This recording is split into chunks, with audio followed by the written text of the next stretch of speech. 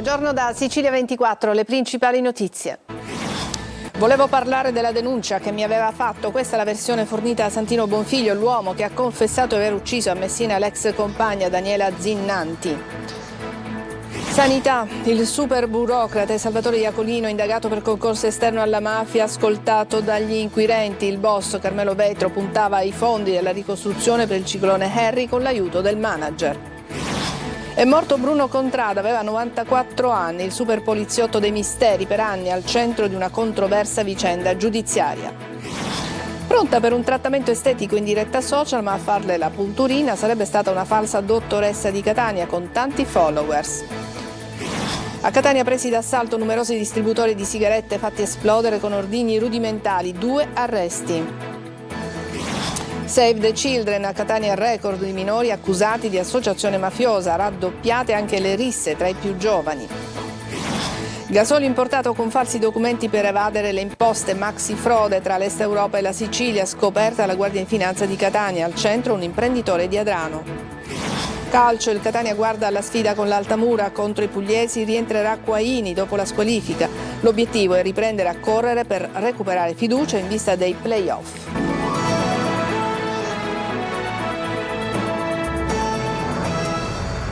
Bentrovati, voleva chiarire, parlare della denuncia per lesioni che la donna aveva fatto nei suoi confronti. Questa è la versione fornita da Santino Bonfiglio, l'uomo che ha confessato di aver ucciso l'ex compagna Daniela Zinnanti a Messina. Francesco Triolo.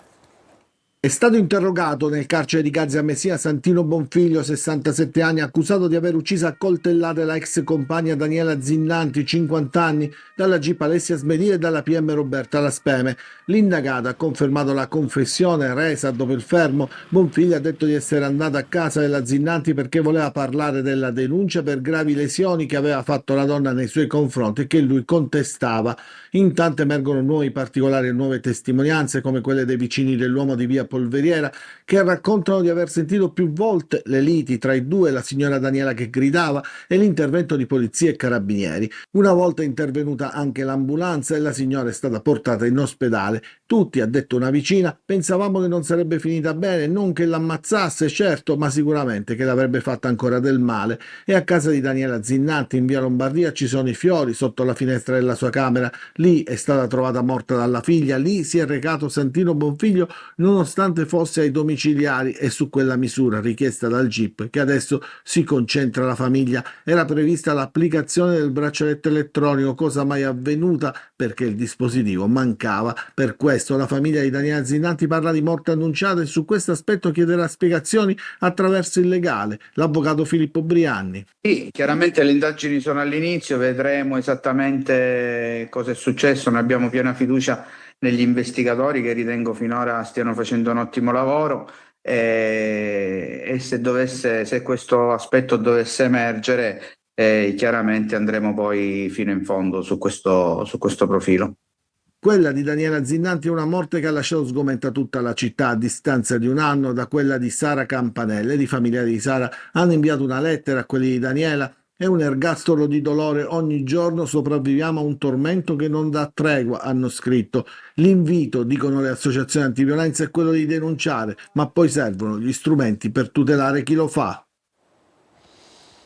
E sono 7 le donne uccise tra il 2025 e i primi mesi del 2026, oltre 1400 i casi di codice rosso in Sicilia. Nell'isola cresce il numero delle denunce per violenza di genere, ma dai centri antiviolenza, come abbiamo sentito, arriva l'allarme. I sistemi di tutela come il braccialetto elettronico sono delle conquiste certamente, ma devono funzionare. Roberta Lunghi. Daniela Zinnanti, ultima in ordine di tempo e terzo caso di femminicidio a Messina negli ultimi 15 mesi. La sua morte annunciata riporta l'attenzione sulla violenza di genere in Sicilia, dove nel 2025 e nei primi mesi del 2026 si contano 7 donne uccise e oltre 1400 casi di codice rosso attivati dalle procure per denunce di maltrattamenti, stalking e violenza sessuale, tentato femminicidio. Nel dettaglio, nel solo 2025 si registrano 590 295 casi nel distretto di Palermo con Trapani e Agrigento, 410 Catania con competenze su Ragusa e Siracusa, 221 a Messina, 144 tra Caltanissetta ed Enna. Numeri in aumento che secondo i centri antiviolenza sono legati a un crescente ricorso alla denuncia. Tuttavia oltre il 70% dei femminicidi è preceduto da violenze già denunciate. E in questi casi, come quello di Daniela Zinnanti, il braccialetto elettronico che doveva esserci e che non c'era sarebbe stato fondamentale per la sua vita. Ci chiediamo come mai, nonostante gli strumenti che abbiamo a disposizione, questi non vengano applicati con tempestività ed efficacia.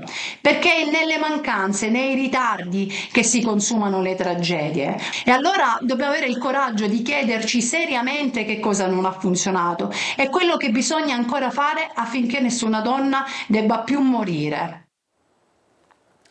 Ad Agrigento un uomo di 80 anni è stato portato in carcere perché condannato a 8 anni e 8 mesi per aver abusato sessualmente di una bambina, sua familiare, per circa 7 anni, da quando la vittima aveva 11 anni.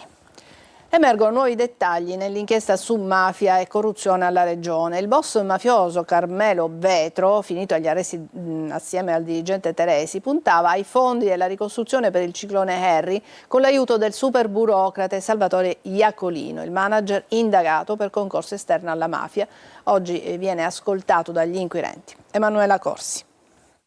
Sarà sentito questa mattina il super burocrate Salvatore Iacolino, finito nell'inchiesta della DDA di Palermo con l'accusa di corruzione aggravata e concorso esterno in associazione mafiosa. Al centro dell'indagine che ha portato all'arresto del dirigente regionale Giancarlo Teresi e del boss massone di Favara Carmelo Vetro ci sarebbero i rapporti con quest'ultimo. Vetro puntava ai fondi della ricostruzione del ciclone Harry e per questo si era rivolto ancora una volta a Salvatore Iacolino, che gli aveva detto: ti presento un amico. L'amico in questa circostanza, come rivela oggi Repubblica Palermo, era il capo del Dipartimento regionale della Protezione Civile Salvatore Cocina, che lo avrebbe incontrato senza però sapere di avere davanti un imprenditore mafioso. Intanto ieri la Procura ha interrogato la vicepresidente della Commissione regionale antimafia Bernadette Grasso. Anche la forzista ha confermato di aver indicato nomi e inviato curricula al boss Vetro senza sapere chi fosse davvero il suo interlocutore.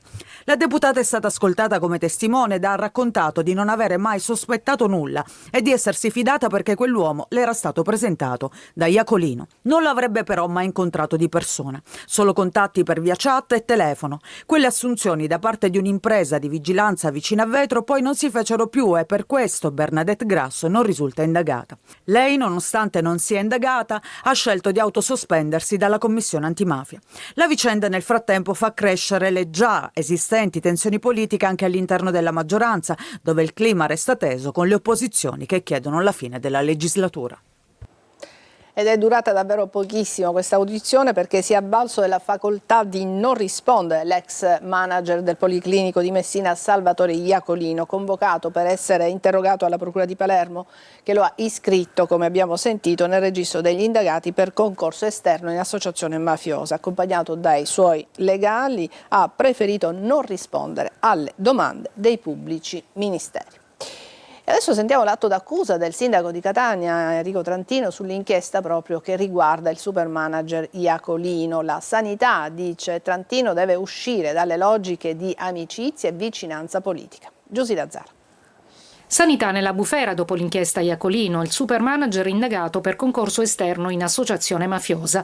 E arriva l'atto d'accusa del sindaco Enrico Trantino, che non le manda a dire. Evidentemente sintomo di inefficienza. Se noi ancora una volta subordiniamo l'accesso alle strutture di vertice, all'amicizia, al comparaggio, alla vicinanza politica, è chiaro che non avremo mai una sanità che sia soddisfacente, ma che soprattutto che venga percepita come soddisfacente. L'indagine, che ricostruisce anni di mazzette grazie alle intercettazioni ambientali che hanno ripreso il dirigente della regione Teresi intascare soldi e baciare il boss Vetro, restituisce le dinamiche di certa burocrazia regionale. L'inchiesta per me costituisce solo un campanello ulteriore d'allarme rispetto alla disinvoltura con cui alcuni soggetti danno confidenza a gente a cui io non rivolgerei neanche la parola, ma mai come soggetto politico potrei permettermi di, se è vero quello che ho letto, di agevolare pratiche loro, comunque di inserirli in contesti lavorativi. E adesso c'è bisogno di un cambio di passo,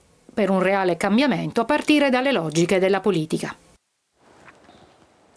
È morto Bruno Contrada, aveva 94 anni, ex numero 3 del SISDE negli anni più violenti della guerra di mafia a Palermo. È stato al centro di una vicenda giudiziaria controversa che ha portato prima a una condanna a 10 anni per concorso esterno in associazione mafiosa. Contrada scontò 8 anni della pena e successivamente alla revoca della stessa condanna dopo un pronunciamento della Corte europea dei diritti umani, perché il reato contestato, scrissero allora i giudici, era chiaro e prevedibile solo a partire dal 94. Non dunque quando ci fu questa sentenza. Anni dopo però arrivò un'altra condanna per i giudici. In ogni caso Contrada sarebbe stato a disposizione per un lunghissimo periodo, dal 79 all'88, dell'organizzazione mafiosa. I funerali si terranno a Palermo sabato prossimo. Pronta per un trattamento estetico in diretta social, ma davanti a lei non c'era una dottoressa. A Catania i carabinieri del NAS hanno denunciato una quarantenne che si fingeva medico estetico. Roberta Lunghi. Sul lettino una cliente pronta all'iniezione alle labbra, praticata spesso anche in diretta social. Davanti a lei però non c'era un medico, è così che i carabinieri del NAS hanno sorpreso a Catania una quarantenne denunciata per esercizio abusivo della professione sanitaria e somministrazione di medicinali non autorizzati. La donna, molto attiva sui social con oltre 10.000 follower, si presentava online come medico estetico, pubblicizzando i risultati di trattamenti con Botox e filler. L'indagine è partita da una segnalazione su presunti trattamenti estetici eseguiti da personale non abilitato. Il monitoraggio dei profili social ha poi permesso ai militari di identificare la donna e di ricostruire la sua attività.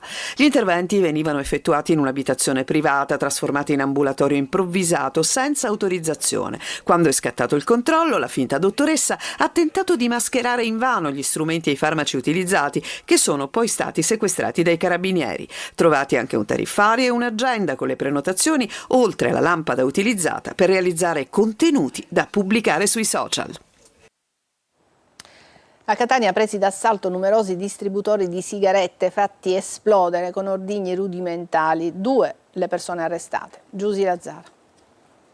A Catania la polizia ha identificato e arrestato 2 rapinatori per numerosi furti a distributori di sigarette automatici. In queste immagini i 2 rapinatori a giugno sono in azione e avevano preso di mira i distributori facendoli esplodere con ordigni rudimentali per rubare sigarette e contanti. Gli investigatori sono arrivati a loro analizzando le immagini degli impianti di videosorveglianza delle diverse zone della città dove erano avvenuti i furti e le successive perquisizioni nelle loro abitazioni hanno fatto scoprire anche la presenza di materiale esplodente. I 2 sono accusati di furto aggravato e posti agli arresti domiciliari con braccialetto elettronico su disposizione del giudice. La questione della frana Niscemi approda in Parlamento. In Commissione Ambiente l'audizione del capo del Dipartimento della Protezione Civile siciliano, che ha ricostruito le cause del dissesto e indicato le possibili soluzioni per la messa in sicurezza dell'area. Gerry Italia.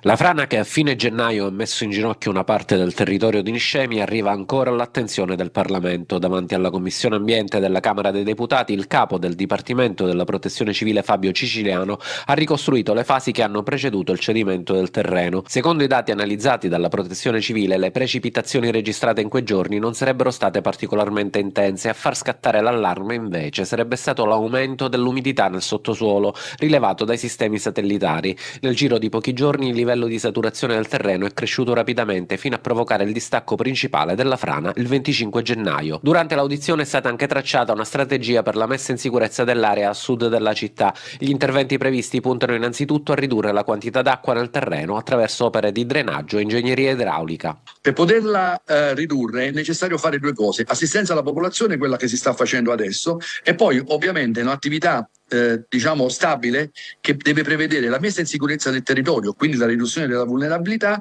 all'interno della quale c'è anche ovviamente tutta quella che è l'attività di opera di demolizione per il riprofilamento geografico della linea di frana.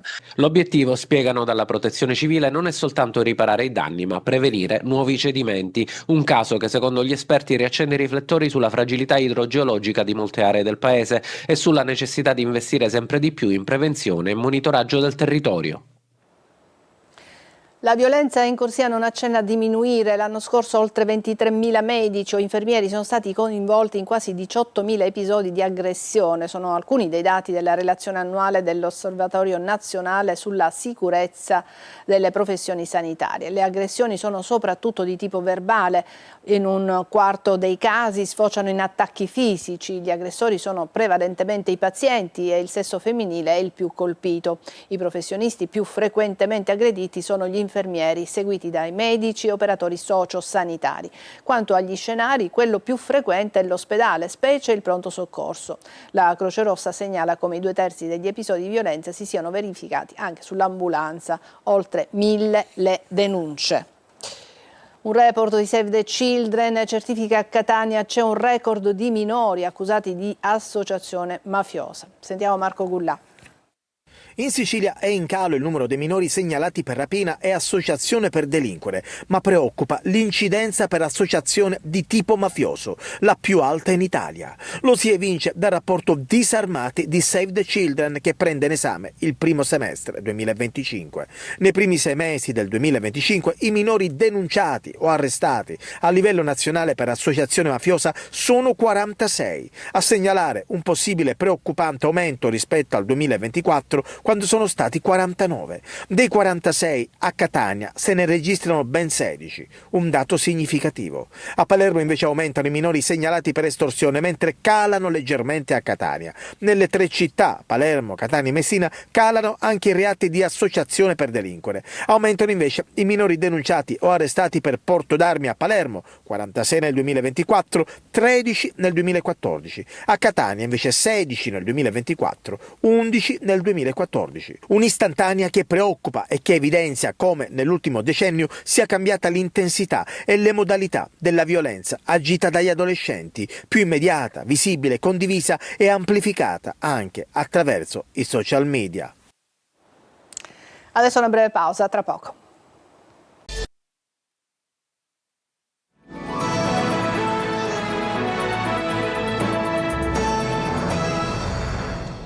Maxi traffico di carburante dall'est Europa mascherato da liquido esente da imposti. Sentiamo Eva Spampinato.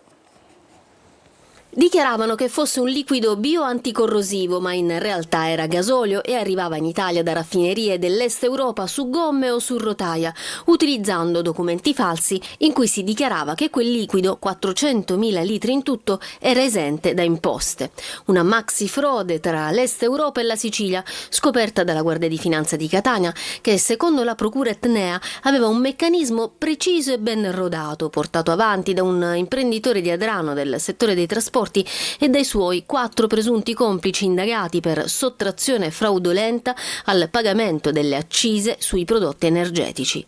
Nel corso dell'operazione sono stati sequestrati beni per 235.000 euro, oltre a 143.000 litri di carburante, un deposito abusivo, tank container, mezzi pesanti e decine di cisterne. Sequestrate anche 3 società di logistica ritenute coinvolte nel sistema illecito.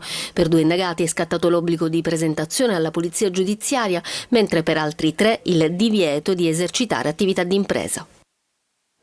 E adesso a Catania una notizia di servizio: sarà temporaneamente chiuso al traffico il torna indietro situato sul lato ovest del Tondo Gioieni sulla circonvallazione per consentire lo scavo e la posa di una canaletta che consente il drenaggio delle acque. L'ordinanza dispone la chiusura dalle 10 di stamattina alle 24 del 15 marzo e dalle 14.30 alle 16.30 del 16 marzo. Il traffico veicolare sarà deviato in corrispondenza del torna indietro davanti al civico 35, consentendo l'inversione di marcia. La circolazione in direzione Mister Bianco non subirà intralci significativi perché resta aperto il torna indietro successivo. Parliamo di arte. A Palermo è stato esposto per la prima volta un ritratto inedito dedicato a Franca Florio. Sentiamo Eva Spampinato. Un volto simbolo della Belle Époque torna a parlare al pubblico. Al Museo della Ceramica Florio e delle Arti Decorative di Palermo la mostra Amatissima Franca, il dipinto ritrovato di Franca Florio, presenta per la prima volta un ritratto inedito del 1895, riemerso da una collezione privata. Da storici abbiamo approfondito le ricerche e abbiamo trovato una fotografia di Donna Franca Florio autografata, usata probabilmente come studio preparatorio. L'opera ritrae Franca Florio a mezzo busto, di spalle, in una posa sorprendentemente moderna. Lo sguardo non incontra quello dello spettatore, ma si sottrae, lasciando emergere una presenza elegante e distante. L'abito bianco e i gioielli raccontano il lusso e il prestigio della donna che fu definita la regina di Palermo.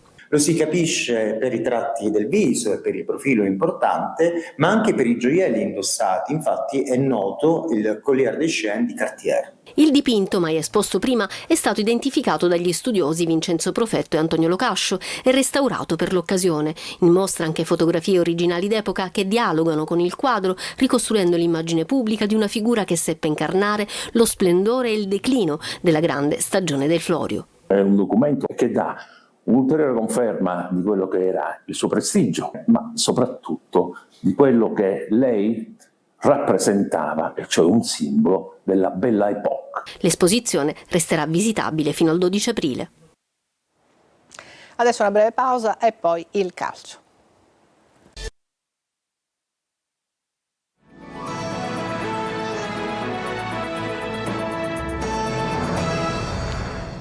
Eccoci al calcio, il Catania guarda alla sfida con l'Altamura dove rientrerà Quaini dopo la squalifica. L'obiettivo è riprendere a correre per recuperare fiducia in vista dei play-off. Marco Carli. Per riprendere convinzione e per salvaguardare il futuro, il Catania d'Altamura con diretta su Telecolor contro una squadra in corsa per i playoff si gioca tanto, perché conterà la prestazione, quella che non si è vista con la Casertana e che invece aveva soddisfatto nelle gare di Salerno e Benevento nonostante i risultati. E conterà la classifica, perché dopo i 10 punti conquistati nelle ultime 8 partite, il Cosenza è a meno 5 e tutelare il secondo posto vuol dire tantissimo in vista dei playoff, visto che garantisce l'avvio dai quarti di finale. Una corsa che parte dalla Puglia e dove il Catania non può permettersi di sbagliare un colpo, o quasi, ma l'obiettivo resta lì, con la delusione di aver fallito quello principale, la promozione diretta. Ora c'è il secondo, i play-off appunto. Per la gara con i pugliesi Toscano confida di aggregare fra i convocati Cicerelli. Forte sta meglio ed ha cominciato la riatletizzazione. Per Casasola tutto ok dopo lo stop di domenica dovuto solo ai crampi. Come Quaini, che rientra dalla squalifica, ci sarà ad Altamura, dove il Catania vuole ritrovare se stesso, quella squadra che magari non ha sovente entusiasmato per gioco, ma che fino a un mese fa era nettamente in corsa per il primato. È tutto per questa edizione di Sicilia 24, grazie per averci seguito, vi lascio alla rassegna stampa con Lorena Dolci. Buona giornata.